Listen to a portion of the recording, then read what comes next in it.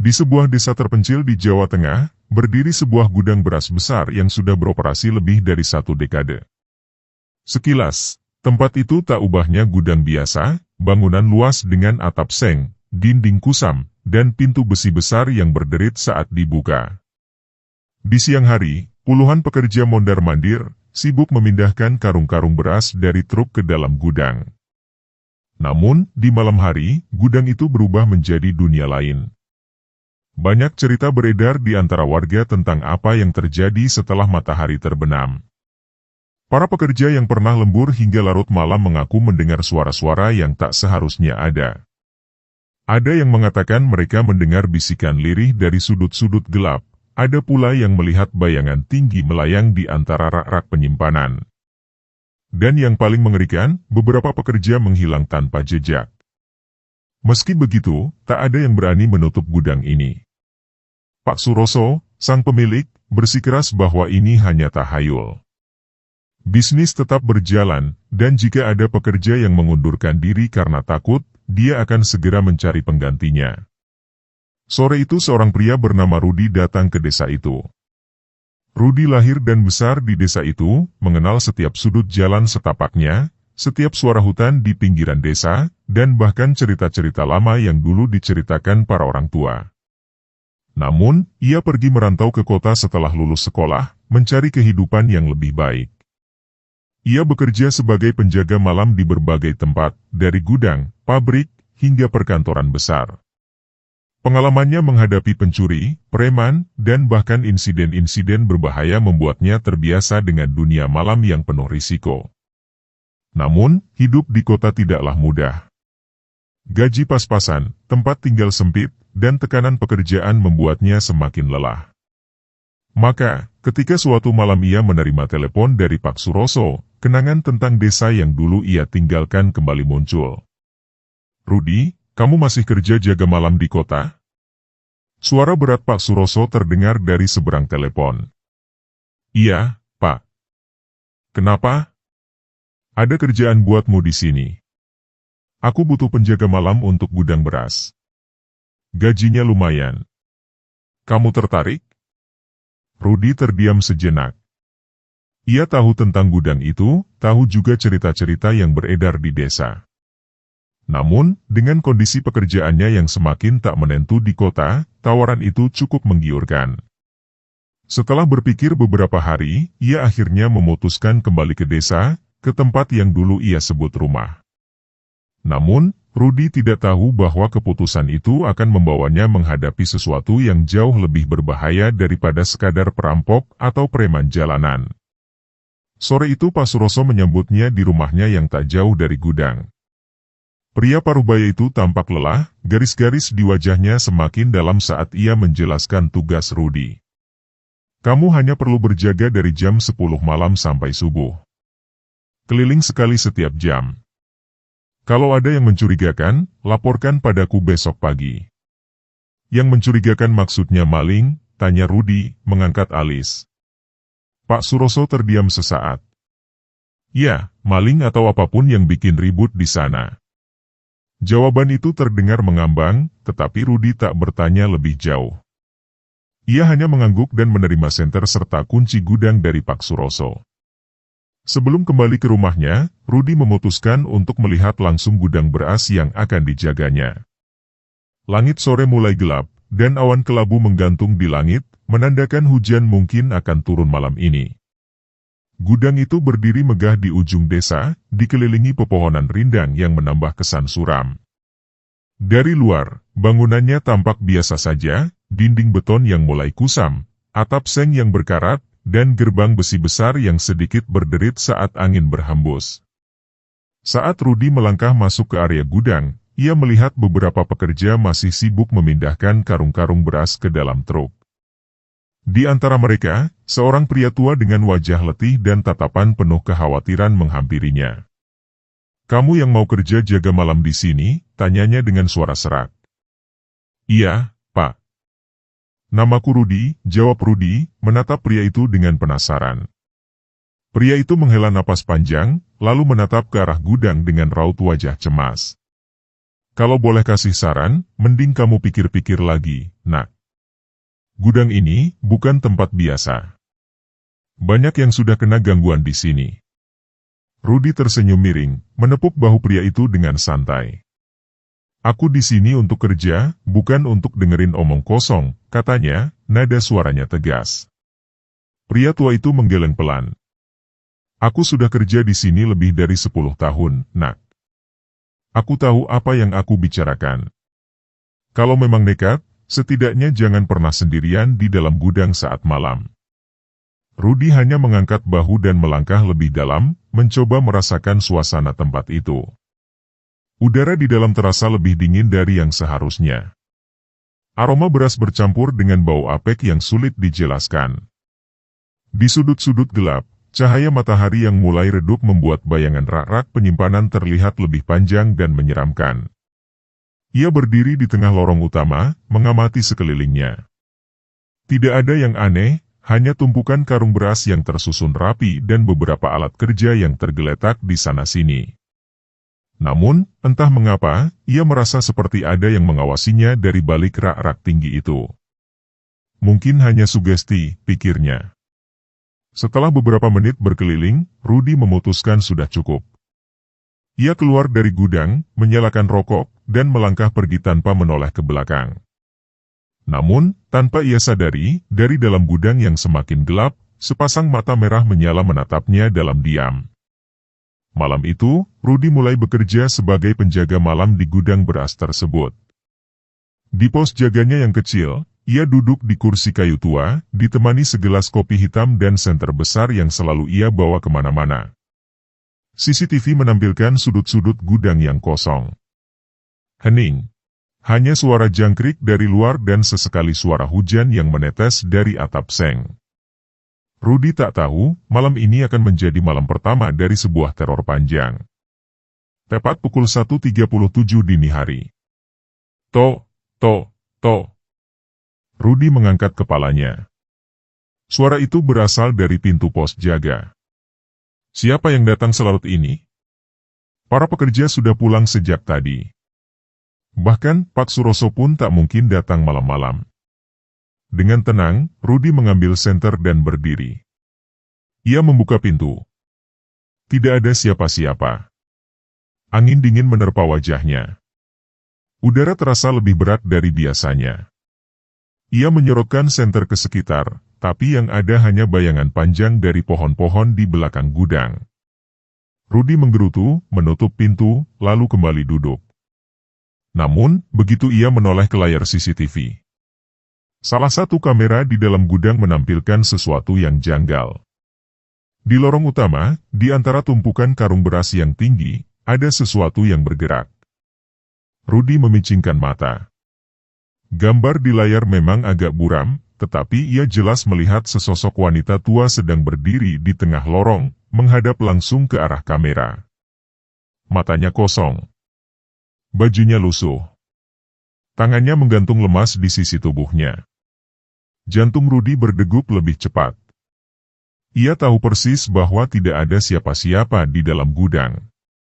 Tanpa berpikir panjang, ia meraih senter dan berjalan ke dalam gudang. Udara di dalam gudang terasa lebih dingin dari biasanya. Rudy melangkah perlahan, senter di tangannya menyorot lorong-lorong sempit di antara tumpukan karung beras. Debu-debu halus melayang di udara, terlihat jelas dalam cahaya lampu kuning redup yang menggantung di langit-langit. Di layar CCTV, ia melihat wanita tua itu berdiri di antara karung-karung beras, tetapi sekarang, setelah ia berada di sini sendiri. Gudang ini kosong. Tidak ada siapapun. Namun, ketika Rudy melangkah lebih jauh, tiba-tiba ia mendengar sesuatu. Sreek, sreek. Suara seperti kain yang terseret di lantai. Dia berhenti. Napasnya teratur, tapi jantungnya berdetak lebih kencang. Senter di tangannya bergetar sedikit saat ia mengarahkan cahaya ke arah suara itu. Di sudut gudang, di antara tumpukan karung beras yang disusun tinggi, ada sebuah kain lusuh berwarna coklat tua yang tersangkut di salah satu karung. Itu bukan karung beras biasa. Rudy mendekat dan menarik kain itu dengan hati-hati. Begitu kain itu terlepas, sesuatu jatuh dari dalam lipatannya, sebuah boneka kayu kecil dengan wajah yang aneh. Matanya bulat dan kosong.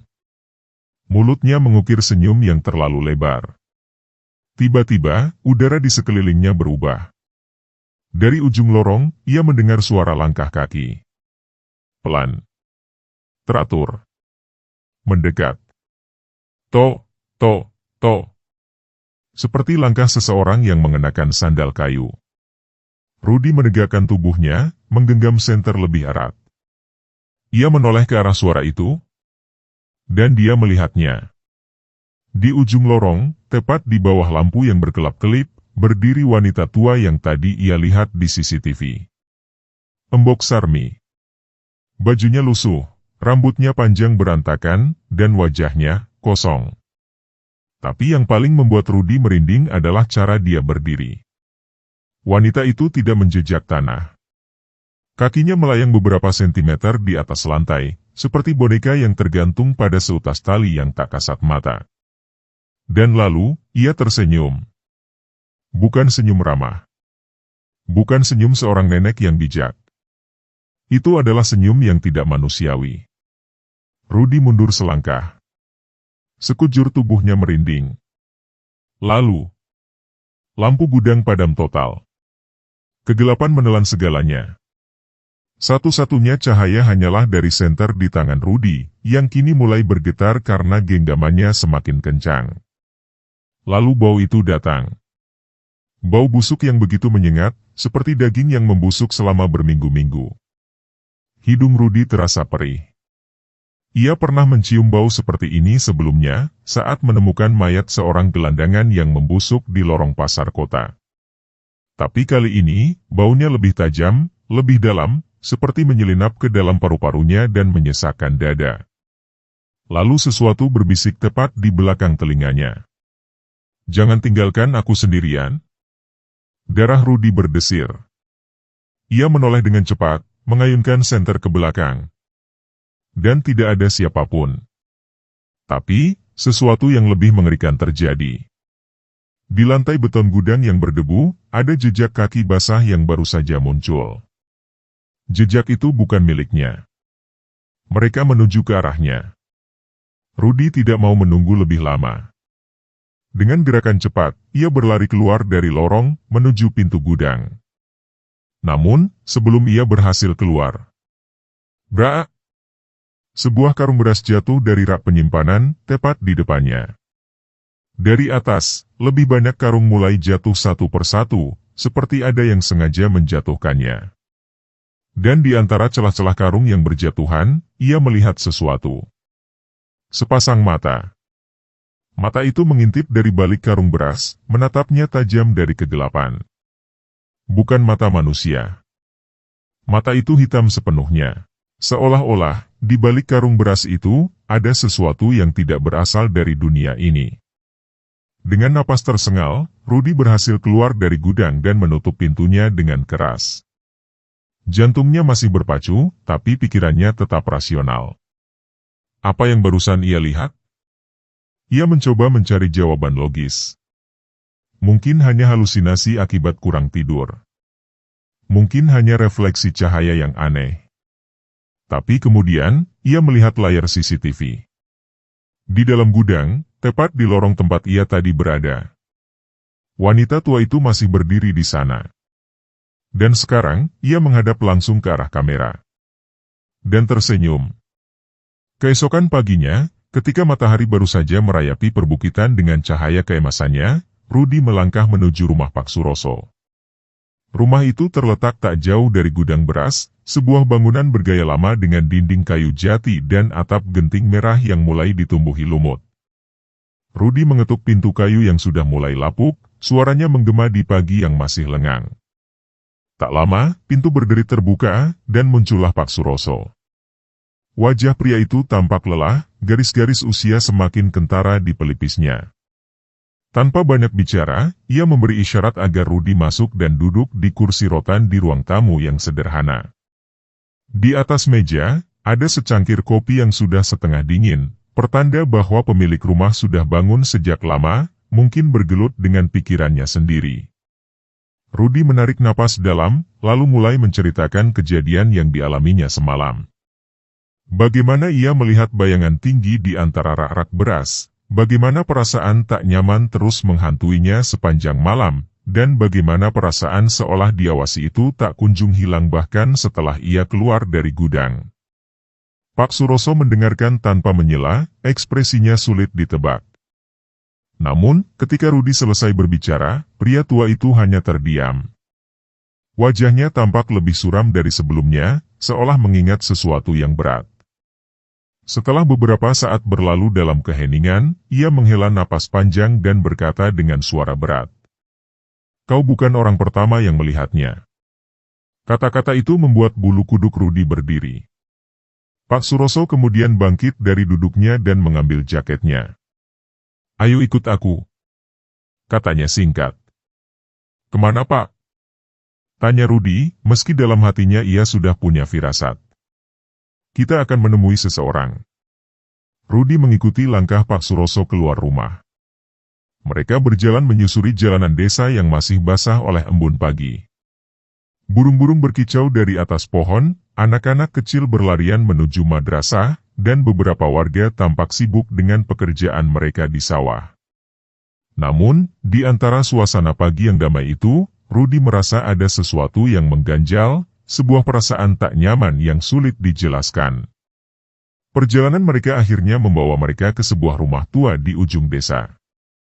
Rumah itu berbeda dari rumah-rumah lainnya. Dindingnya terbuat dari kayu yang sudah menghitam dimakan usia, jendela-jendelanya tertutup rapat, dan aroma dupa tercium bahkan sebelum mereka melewati pagar bambu yang mengelilinginya.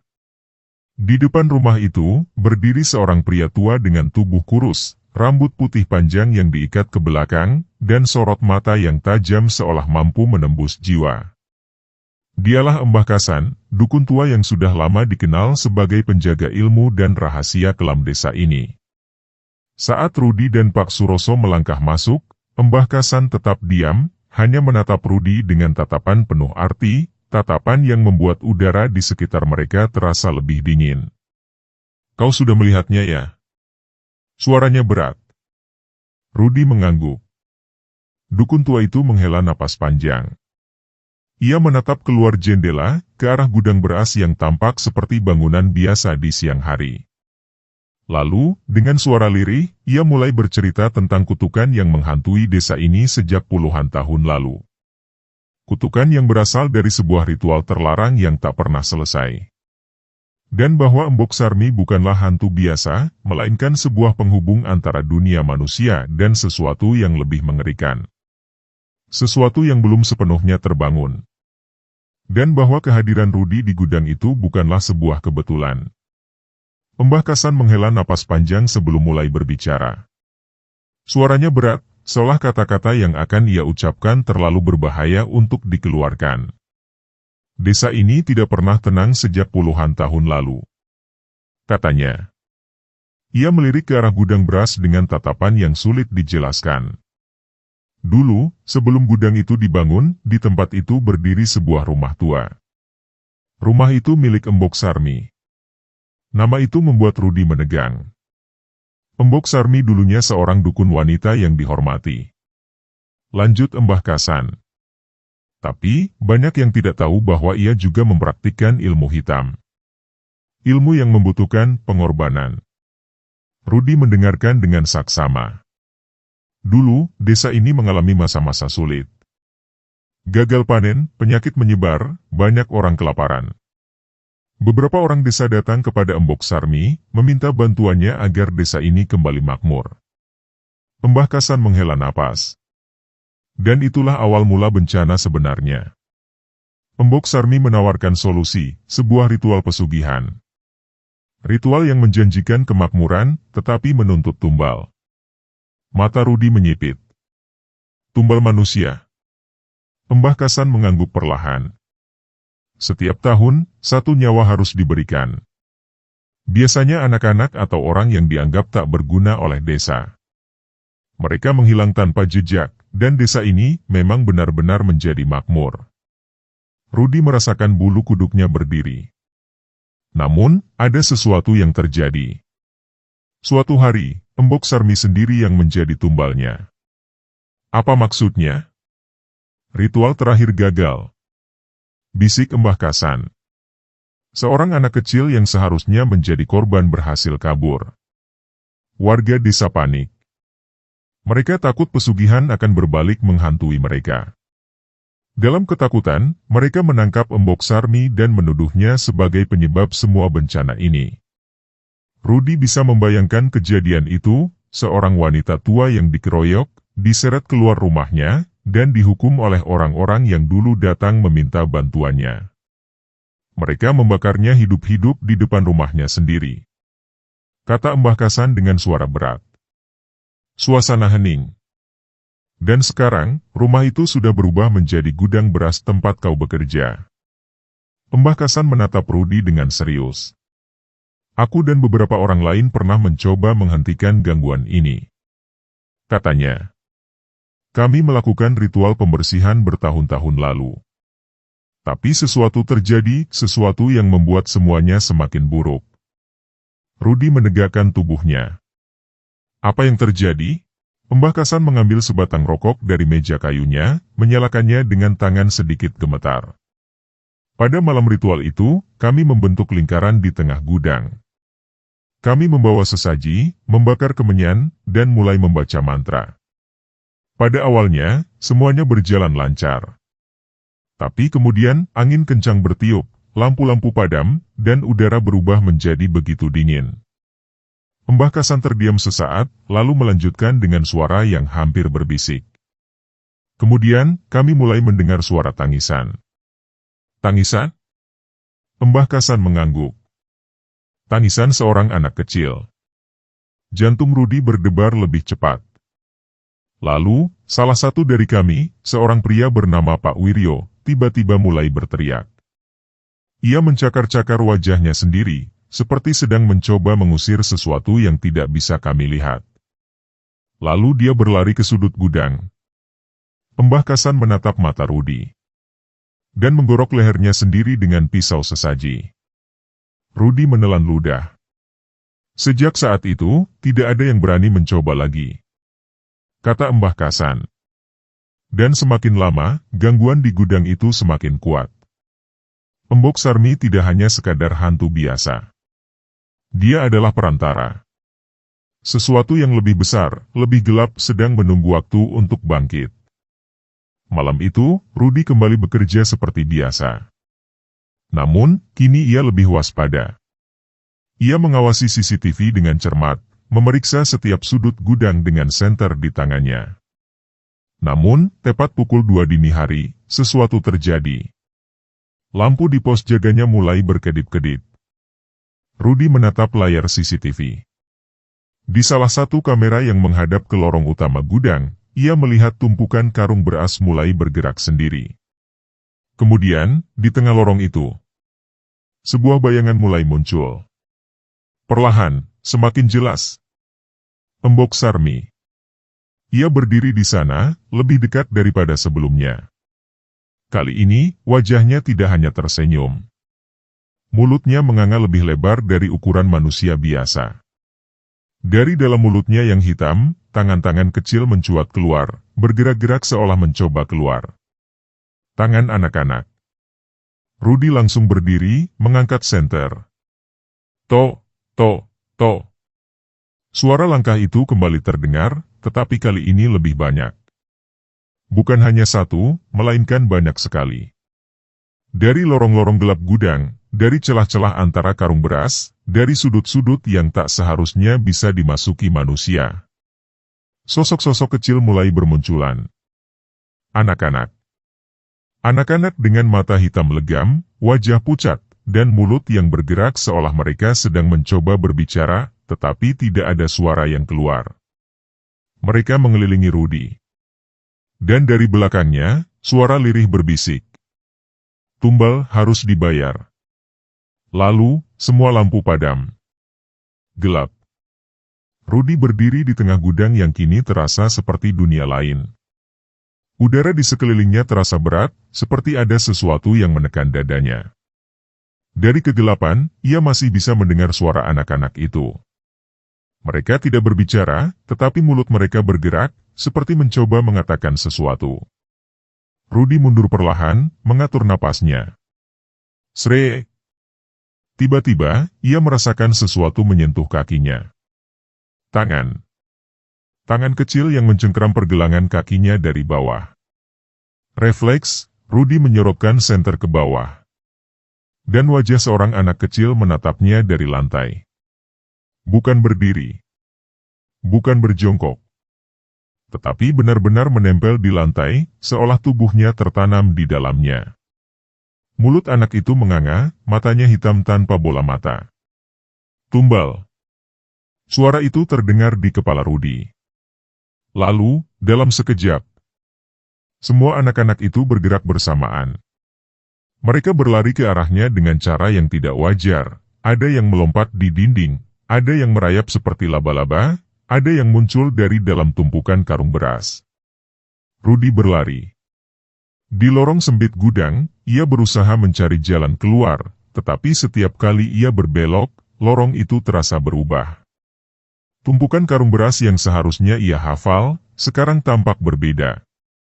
Seperti labirin yang terus bergerak. Lalu ia mendengar suara tawa. Pelan, namun memanjang. Tawa Embok Sarmi. Kau pikir bisa lari dariku? Rudy menoleh. Di ujung lorong, Embok Sarmi berdiri dengan kepala yang miring tidak wajar. Matanya hitam legam, dan dari dalam mulutnya, ular-ular kecil merayap keluar. Ia mengangkat tangannya. Dan Rudy merasakan sesuatu mencekik lehernya dari belakang. Tiba-tiba, semuanya menghilang. Rudy membuka matanya. Ia tidak lagi berada di gudang. Sekelilingnya adalah sebuah rumah kayu tua. Udara dipenuhi bau dupa dan darah. Di depannya, seorang wanita tua berdiri membelakanginya. Embok Sarmi. Tetapi kali ini, ia masih hidup. Di hadapannya, ada seorang anak kecil yang menangis ketakutan. Anak itu diikat di atas tikar anyaman, tubuhnya gemetar, dan air matanya bercucuran. Di tangannya, Embok Sarmi menggenggam sebilah pisau tajam. Dan sebelum Rudy bisa bergerak, pisau itu ditebaskan ke leher anak itu. Darah menyembur kemana-mana. Rudy ingin berteriak, tetapi tubuhnya tidak bisa bergerak. Ia hanya bisa menyaksikan saat Embok Sarmi menampung darah itu ke dalam mangkuk besar, lalu mulai membaca mantra dalam bahasa yang tidak dimengerti. Namun, tiba-tiba, pintu rumah itu didobrak. Sekelompok pria desa masuk, wajah mereka dipenuhi amarah dan ketakutan. Tutup tempat ini. Dia harus dihentikan. Mereka menyeret Embok Sarmi keluar rumahnya.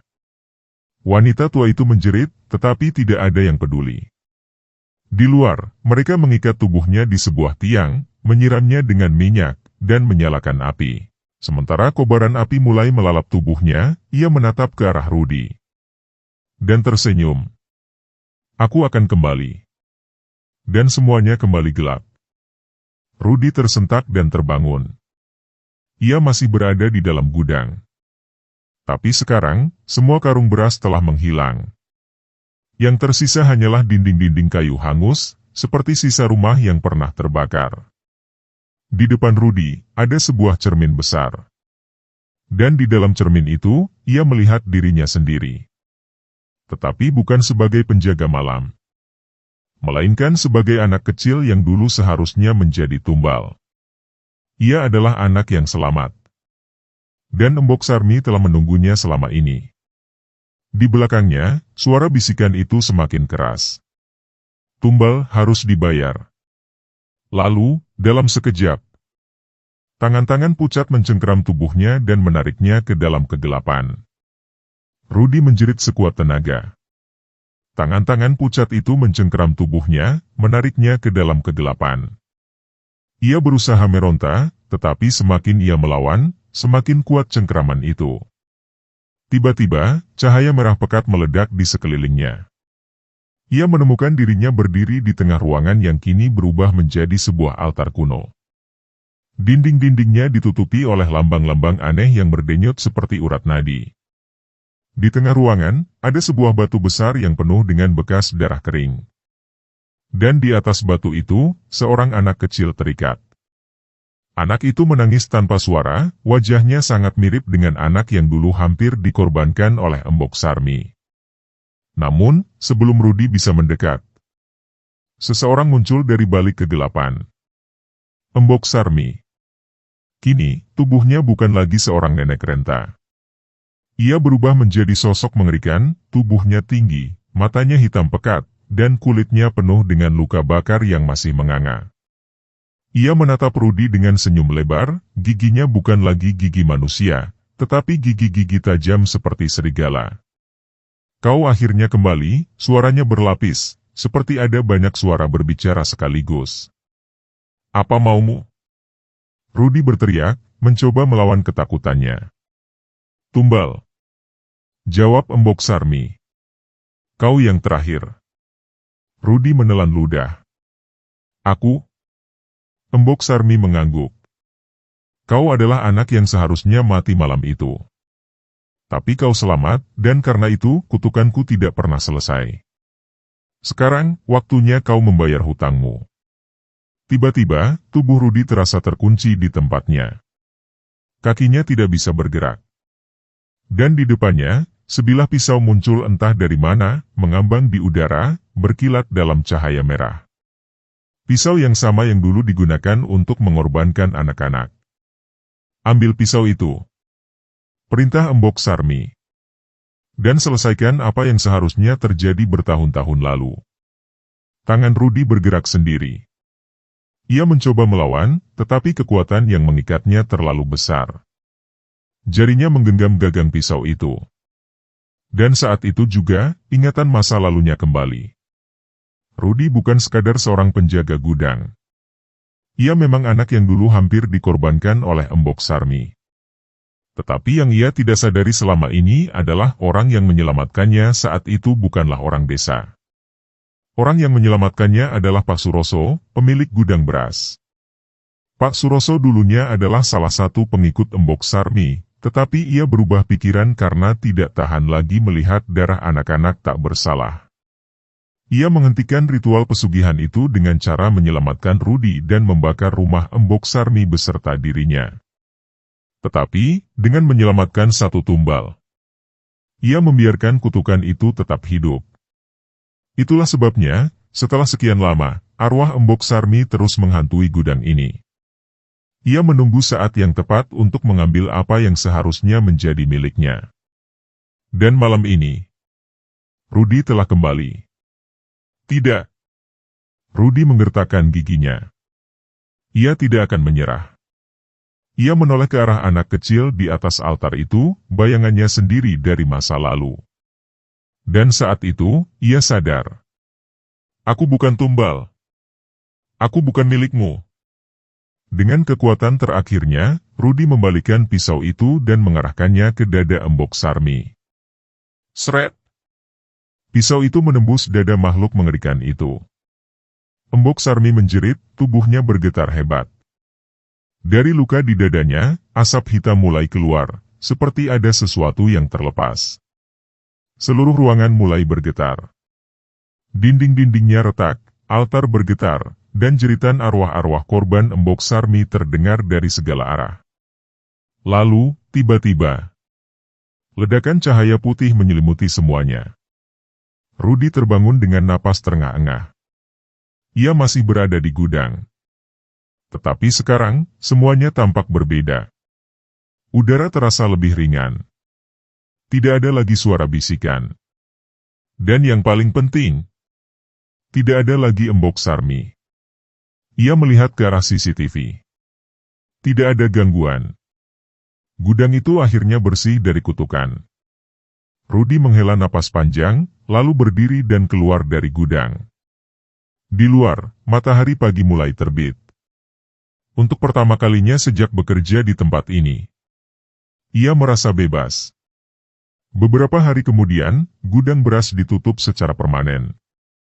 Pak Suroso memutuskan untuk menghentikan operasional gudang setelah mengetahui kejadian yang menimpa Rudi. Tidak ada lagi korban. Tidak ada lagi tumbal. Namun, sebelum Rudi pergi untuk selamanya, ia mendengar sesuatu saat berjalan keluar dari pintu gudang. Terima kasih. Suara anak-anak. Mereka akhirnya bebas. Dan begitu pula Rudi. Tamat. Terima kasih sudah menonton video ini. Jangan lupa untuk like, komen, dan subscribe untuk mendapatkan update terbaru. Sampai jumpa di video berikutnya, dan tetap jaga kesehatan.